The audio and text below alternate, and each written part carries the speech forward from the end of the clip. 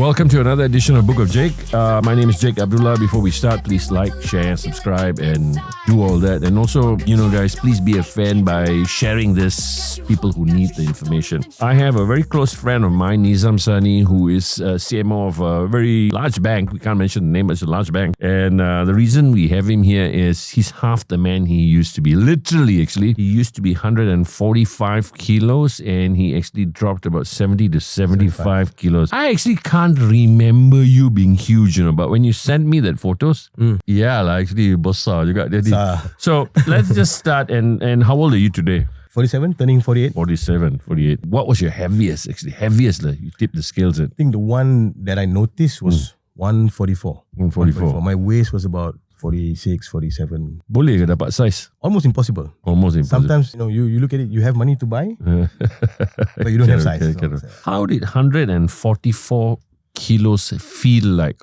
How did it act? Because I know some people who are severely overweight and they sort of build like a persona and... everything was slow. I think the movements, back in the day when I was doing sports, prior to actually gaining that weight, life was a lot faster. You find it difficult to breathe. Walking, you get tired a little bit. So I think everything was slow. I think that lembab feeling that you have. So I think that was the worst part of it. Plus confidence. You have literally no confidence because you don't know how you look. You don't know what to wear. You know how you look, but you're in denial. Yeah, kind of. Was it difficult actually doing day-to-day stuff at 144 kilos? Like even getting on a, naik kapal terbang ke, naik kereta ke? Kapal terbang tu we put aside lah. Because it never fits. But I think day-to-day stuff for me at that time, because I was at a point where I was working in a TV station. Like all the shows that I was making was... You can say Astro lah. Nobody will die lah. So the shows that I was making was doing well, so you get the air of little bit of success here, so that compensates for how you look lah. I think that was the point where I said tak apa lah, I'm making good stuff. Ni tak apa. So it was that. How did it affect your day-to-day life, physically, mentally, emotionally? Were you in denial? Was it you had to put on a persona? I think you got it spot on. The persona, like I said, you're making stuff that was doing well. You walk with one kind of air. Sometimes you probably look like the big daddy walking around lah. So it was fine. So, but it's denial, and also lazy lah. I think it was also very lazy at that point. It's not that I didn't have time. I had time. Everybody has time. They just say they don't have time. Correct. But what an amazing transformation. Okay, now what was the hardest thing that nobody else saw about being grossly overweight? Sizing. You can go and buy. You can, I remember I walked into Armani Exchange one day. I walked there and said, the lady looked at me and she laughed. Sorry sir, only 36. I said, money so you have to make your jeans, you got to, everything has to be, tailor-made. So, leceh lah, finding sizes. I thought that was tough. I think also another denial point is I didn't do any medical checkup at that point. I didn't. I didn't know. I didn't want to know how bad. You just don't want to know. You're worried lah something might be found out. So let's not know. If anything happens, it happens. That kind of mentality. So what did the voice in the back of your head sound like then? I'm trying to remember. I'm trying to remember you then because I know you since then. I'm trying to remember, but I do remember that you used humor a lot. The funny guy is normally quite big, right? Yeah. So it was fine. I think at that point, it's the whole tidak apa attitude. It's okay. I'm fine. I'm always telling myself I'm fine. Until you're not fine. So there was. So when were you actually not fine? You were the one who actually asked me that question. Bro, you know where you're going to tanam your mayat, no, bro? I remember this. I am so bad. What do you mean? And then you said, look at you, you're not fit, blah, blah, blah. You gave me that whole 10-minute talk about it. And I said, help me lah. And I think that's when I said, hey, actually I do have a chance. Somebody wants to help me. So why not give it a shot? And then I remember you asking me to go and meet Sam Adnan for the longest time. I think 3 months I was training with him. And I saw during that point, at the one point though, within a couple of weeks, there was some changes. 10 kilo dah down. I know of course water weight and whatnot lah. Tapi boleh turun lah. You can actually do something. And then I went to do all the medical during that time. Sugar was 15, I think, at that point. Blood pressure problems. Your best friends were ants lah. Yeah. Blood pressure problems, everything. You know, it was, the doctor said you're a walking time bomb. And that's when I said, oh, my kids are still small. So I got to do something about it. I know now I can because I've gone through, you know. And so it started from there lah. At that point, when you started to see change, what was the first lifestyle change that you made? I think satu, discipline. To set what day you're going to train, to set what food you're going to eat. It has to be planned. People can say, oh, you can, you know, take it on the fly. Unfortunately, no. You can't. They can set. If you don't get that pattern, I mean, I believe in this 21-day pattern. Once you keep the 21-day pattern, it becomes a habit. Yeah, becomes a habit. I do agree. So I did just that. Training schedules, when to go to the gym, when to do cardio, what to eat, you know, what not to eat. Of course, I think a lot of us have sweet tooth. Craving, you know? Yeah, crazy. Which is fine. Makan lah. The work before, the work after lah, you know. So yeah, I think which is something that I do advocate a lot. Like orang Malaysia ni cakap, aku tak nak makan nasi ya. They eat everything else. You know, so that's what I'm trying to break the myths and stuff like that. Nasi tak salah, boss. Tak salah. Nothing is wrong with rice. I think siapa yang rasa that feel nasi is the cause. I mean, you have 7-8 suap. My friend who is a very, very good bodybuilder, Kumaresan, which I train in his gym occasionally, my cousin brother, Datuk Mike, their staple food is rice. The staple food is rice, but it's timing, it's when to eat and all that. We get fat by eating everything else. Yeah. True. Tapi nasi yang kena salah. Salah nasi. Kesian. I mean, I can share with you. Last night I had a session, chest and legs, train legs lah. Lepas tu makan nasi with tandoori. Nothing wrong. Sedap. You know, and then you feel so much better after that. Like, wow, okay. You know, so boleh. I think when you put your discipline right, you will actually see the differences, especially in your weight loss and what. You need fuel to burn. So I know your wife also, and what has been the biggest impact been to your relationship? And the physical side, of course, we can definitely imagine lah. I cannot imagine. No. Understand. But emotionally, no, I think okay. So my wife was a dialysis patient during that time. So she was also doing a lot of running. So when I first started, I said, "Tak apalah, I will run with you." So we took part in this PJ half marathon thingy. And I did 10 kilometers like her. So after I just kept on walking, running, and then suddenly when I reached, they were removing the banners and buntings. That's how long it took me. Oh wow, 2 hours plus just to do that. And she was ahead, and she said, "Oh, they don't have any more medals, so you can have mine because you finished." And I said, "This is never going to happen again. Never ever will I let it happen again." So I just started running. I trained for it, and then after that started running lah. You know, never did I finish behind her again, but. The point is that for someone who's sick, she inspired me to start. You know, she's still on dialysis, right? Yeah. So what happened with her? She after dialysis she got a transplant, and then that kidney failed recently. So she's on. She's on CAPD now, lah. Yeah. What is CAPD? Sorry. It's another form of dialysis, but it uses fluids, and you can do it at home. So she's on that now. Okay. So when you talk about 75 kilos, 75 kilos is 3 tonggas. 3 tonggas. Yep. How did you lose? If you had to break it down. So yeah, like I said, the discipline on training lah. When to do weights. I think weights is key. I had a lot more cardio. I remember this, and he used to give you. Used to give me a lot of help. Why so much cardio? Blah, blah, blah.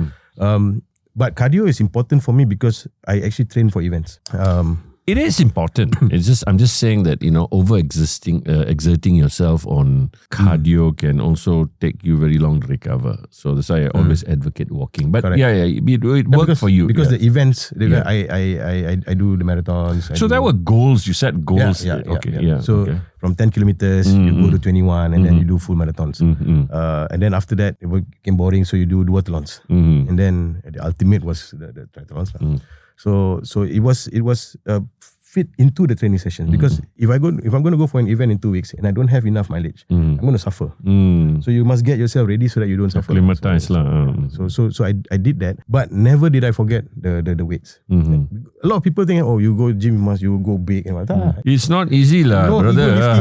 Semua ni ego, you know. Nak bench press 300 kilo, tak payah. You know this as well. So it's always the technique, how you want to, what you want to do, what you want to achieve. If you want to go on stage, the training is different. If you want to go do events, you want to look good, so everything is different, and also the food. So I think you think the food is the most important, right? A lot of people say, 70% in the kitchen, 30% in the gym. No, it's wrong. It's 100% the kitchen, 100% the gym. It has to be that. Of course, we cheat. You have your cheat meals. So,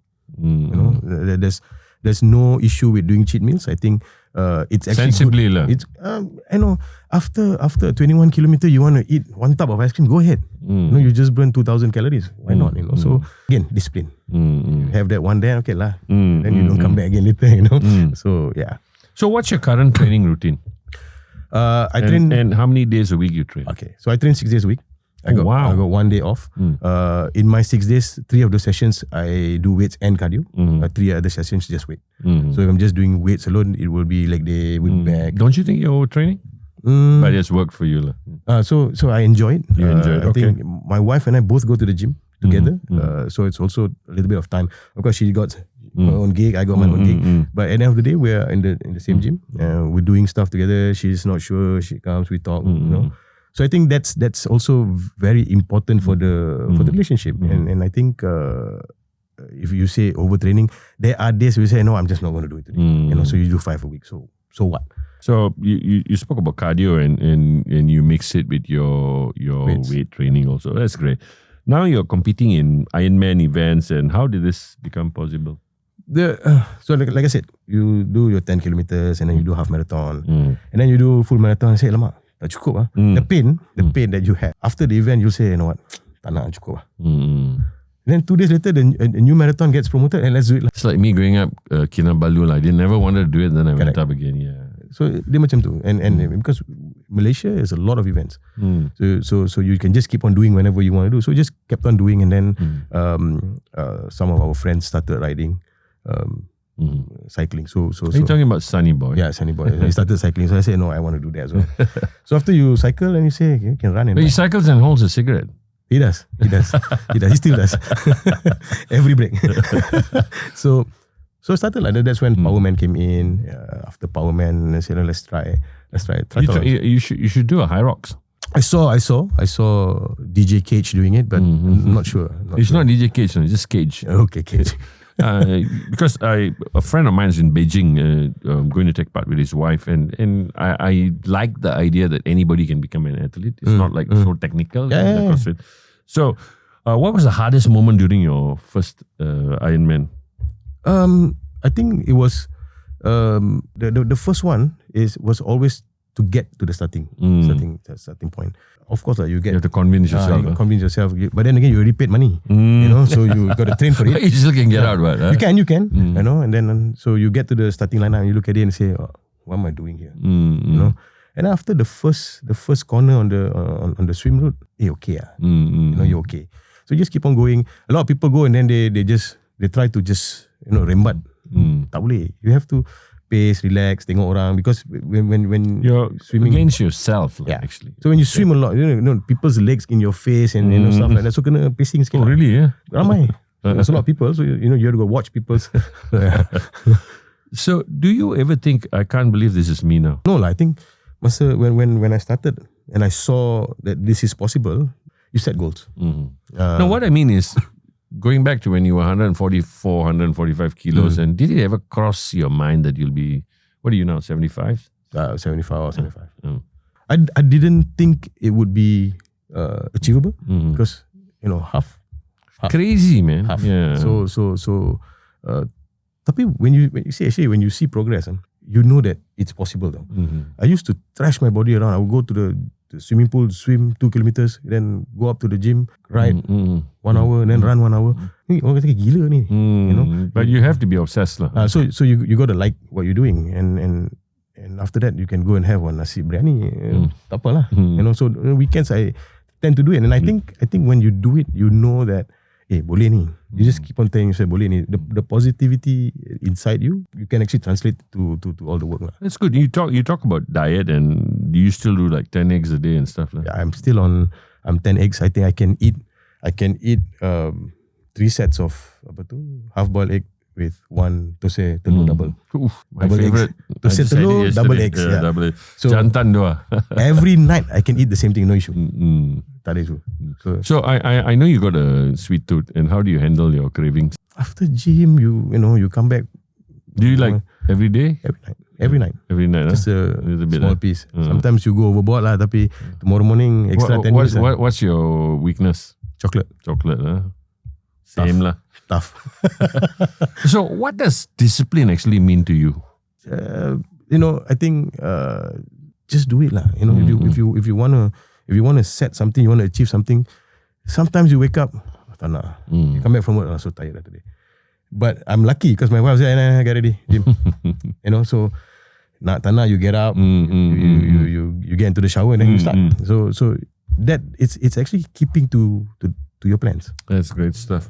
So what is the biggest thing you've learned about yourself from this transformation? I know you spoke about discipline. I know you spoke about, but to me, like my transformation from, getting drunk in the clubs to turning out to who I am is that I found myself. I found a different version of myself, which was so disciplined. I thrive in being able to do things that I can push myself. What did you find about yourself? Achieving something you think is Impossible. And it's always been about, not only in your extracurriculars, at work as well. During the Astro days, you sit down there. I think people talking to you, so confidence level kurang. Today you sit down and say, look good in a shirt lah. I mean, it's that lah. So if you think something you cannot achieve, sebenarnya boleh. You can. Tapi like again lah, the plan. What's the plan? You want to go to the gym and then you want to do everything today, tak boleh. People say, I'm doing full body workout. For me, it doesn't exist. The same day, you cannot do 4 or 5 body parts. And then you're just going to get what? You're going to burn some extra calories, but that's it. So how did it change the way you lead as a CMO? Again, before that, has anybody seen you from before and after? Like suddenly terserempak, Nizam. Banyak kali. A lot of time. I think in that process as well, when I was losing, I think in that process as well, a lot of people. But somebody who hasn't seen you since you were 144, 145 and now. Tak ada. No, not many, because I think because social media is there lah, and so you keep on updating and people see you and whatnot. So belum lagi. So do people treat you differently now? I think people take you seriously. Again, social media is there. People know the kind of endurance activities. Sometimes I post stuff from the gym and whatnot, so people know you're actually doing this. And if you're able to do this, I think people have a little bit more respect for you. I'm not saying everybody has to do a triathlon, no. But when you set out on a journey to lose weight, to carry weights, or whatever it is, a lot of people just cycle, but you can cycle 200 kilometers. There's going to be a lot of respect because they can't do it. I can't do it. So I think when people know that you're on this mission, there'll be a little bit more respect. What's something you miss about the old you? Nothing. Nothing. Okay, what's something you'll never go back to? Fat lah. I think I'll never. I mean, I told my wife, if I ever come close to that, please shoot me. So yeah. I find that really amazing because I've seen people lose weight and put it on back, and you have consistently improved. 11 years. 11 years. Fantastic. I remember those 11 years. What's the biggest lie people believe about weight loss and change? What biggest lie people believe? I think a lot of people they say a lot of people like to use the word motivation. I think you've spoken about this as well. Absolute crap. Yeah. So you I need to get, I can't do it because I got no motivation today. Bangun pergi buat lah. You know what I'm saying? I think once you get out of your comfort zone, you sampai dekat gym or whatever, you are running outside, you arrive at that location, it will happen. That's really interesting because to me is and I keep saying it, motivation is just a crock of shit. It's just crap, and to me discipline beats everything. So to me it's like I set my alarm at 5:30, I get up, I do my press, and I'm up and I cannot I cannot go back to sleep or what. I mean 99 of 100 times I survive. There's just one time where So did losing the weight change your sense of masculinity? I think betul. Tiba-tiba I've seen seen you, man. I look good in clothes, man. I look more macho, man. You can style a bit more lah. I know you can style a bit Obviously. more. Dulu masa gemuk potong rambut botak orang ingat bouncer kan. So sekarang boleh. You know, so there are things you can wear, and, you know, once you get into what you want. Again lah, confidence level. Dulu nak pakai semua baju semua kena pakai besar. So I think it's What happened to all those clothes? okay, I gave it away. I think some of my celebrity friends, I know Rahim. But he lost weight also, right? He's back on. He's back on, huh? Okay. So I think they ambil at that time, I think 4-5 pasang seluar which I had semua bagi. Because if you keep it around, then you tend to go back to that. It tends to call you back. Rahim. But he had a bariatric surgery, he did. right? Yeah. What's the dark side of transformation nobody talks about? Sometimes a lot of people they get depressed. When you start doing things and then you don't see the effect of it. Dia macam ni lah. You've been fat for 20 years. You think 3 months you can go kurus. It's not going to work. You know. That's why I said it's very important to have a plan. You susun what you want to do. What's your expectation? Something, and you have to look at it. You know, every couple of there must be periods where you. That's the physical side. No, what I'm talking about is actually the mental side. I have friends who've lost the weight, but still in their head there's a void. There's the head that in the head they still feel like macam gemuk now. Dia punya attitude macam tu. It's normally with women. Always rasa dia gemuk, but sebenarnya they look fine. So I think men, I don't know whether it applies to men. That's fine. That's fair enough. So what would you say to somebody who's obese or grossly overweight right now, who's stuck at like massive weight and trying to lose weight and thinking it's too late? What would you tell them? Never too late. It's gonna start. If you don't take that first step, then susah. But you want to start, you must also get help. You must know. I was lucky that you were my boss at that time. You know, so it was like an instruction that you are going to do this. So I thought instruction buat lah kan. But there was somebody to guide. Kalau you don't have that guide, you'll be very, very, very quickly you go off tangent with the diet, with the training and whatnot. I do agree. Yeah. So I think that's the most important lah. You need someone there with you. Jangan malu bertanya. You know, always ask. I go to the gym. I you know, in my gym especially now, couple of winners, competing bodybuilders, so the pro card winners and whatnot. Tanya, bro, what I want to do this, I want to do this part. What do I do? They will teach you. Trust me, they will teach you. And I've also made it a point. Kalau one of those youngsters come up to me, bang, tolong kita tolong balik. So it's you actually give back. Reciprocating lah. Fantastic. So what's one rule you live by now? Just do lah. Just langgar get up and do. If not, you never know. So what's the cost of discipline? For me, the cost of discipline is I've lost so many friends lah, because I don't go out party. I'm such an introvert. I like staying at home. I like going to the gym. Why would you want to invite me when I don't eat? No, you know what I mean. So what's the cost of discipline to you? Sama, friends. Tapi for me, my life is 6:45. I'm out of the house. By 7:30 latest I'm home. And you know, unless you're not in meetings and whatnot, tak apalah. On normal days 7:30 I'm home. By 8:30 I'm in the gym. 10-ish small meal. Watch some TV, little bit of chocolate. By 12 I'm out, so that I get my 6 hours. Very minimal. So that's the discipline that I follow. I think kalau weekend, I also don't like to go out because normally weekend I do a ride in the morning and whatnot. Orang kahwin punya wedding pun kadang-kadang malas nak pergi. Pasal makan. For me, no lah. I'm just such an introvert lah. I just don't know what to say. But yeah, it's the food. It's the food. Sometimes orang marah tau. We invite you don't come. Tapi I go susah because now I'm not going to eat. And then you come, makan lagi. Tak boleh ni. How to say tak boleh? You know, so dia kacau lah. I mean, sometimes very, very close I will go. So Malaysia is, after Brunei, is the most obese country in Southeast Asia. Why do you think this is? I was guilty. Tak ada. I finish a show at night, pukul 12 show habis. After press conference, whatnot. Makan. That's at 4 o'clock in the morning. Makan. Get home, tidur. Bangun pukul berapa? You know. So dia tak ada. Your food doesn't have time to digest, blah blah blah. This whole kita, because Malaysia is 24 hours food anyway. So we don't have the discipline for us to say, okay, macam ni. Kita tak ada benda tu. So I think in Malaysia it's about the food, and I wouldn't say activities though. Activities, I think I see a lot of people on the road running, cycling, you know, doing their paddle, pickle, whatever. Tapi orang buat. Have you got into paddle and pickle? My son's really good, so but I played with him. Tak pernah lah. I need late adapter. I don't see the benefits. So, what's next for you physically, mentally, and professionally? I know you always set goals and you want to break them. And what's next for you? For me, I think I told my wife this and I think she laughed it off. I said at 50, I want to get on stage. Veteran physique show. Whatever. Hey, that sounds good, man. Whatever. Yeah, let's do this. But 50. At age of 50, I want to do one show. Win or lose, different story. But it's a whole prep.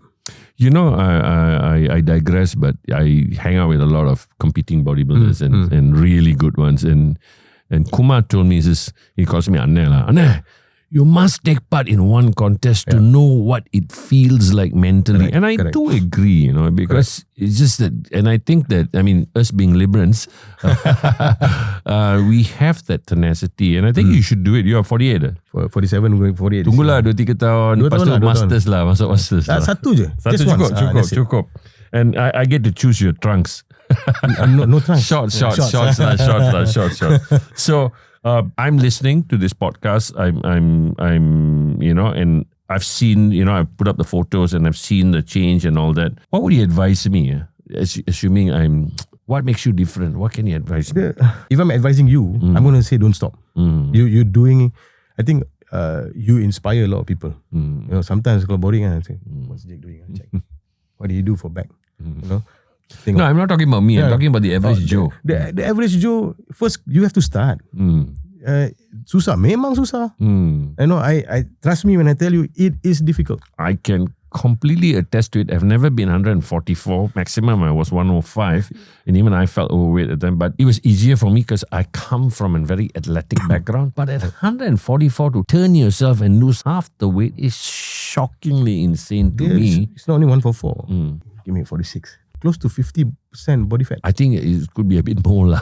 Probably. So that's just amazing, and to see the change, and it's definitely done. I've seen your career grow. You've grown in confidence. You speak much better now, and there's usually orang kalau overweight ni dia ada a bit of pushback tau. You know what I mean? They tend to have some kind of comedic element, or they tend to walk like bouncer. And that has changed. Like I said, if I was 145 and you could just tell me, give me a piece of advice. I don't think it would be advice. I think I would step in to try and help you.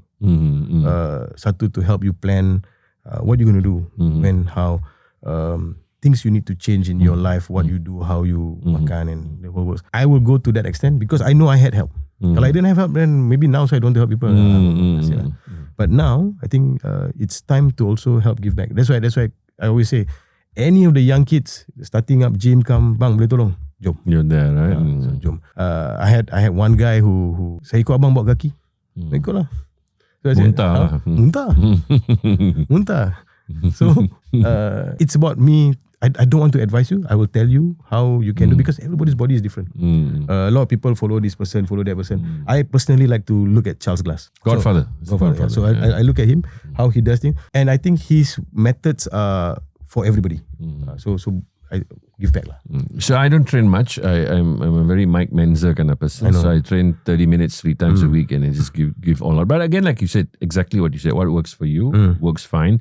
I always advise people is to just start lah.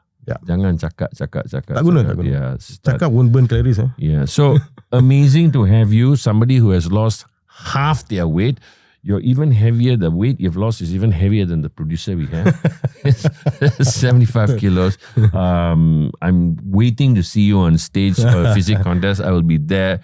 Yeah, putting your penny, and all that, your tan and stuff. But that's great goals. I think one thing that I learned from here is you need to set goals. Otherwise, it's not going to happen. Even if it's like I lost 10 kilos during Ramadan, and it was a goal I set.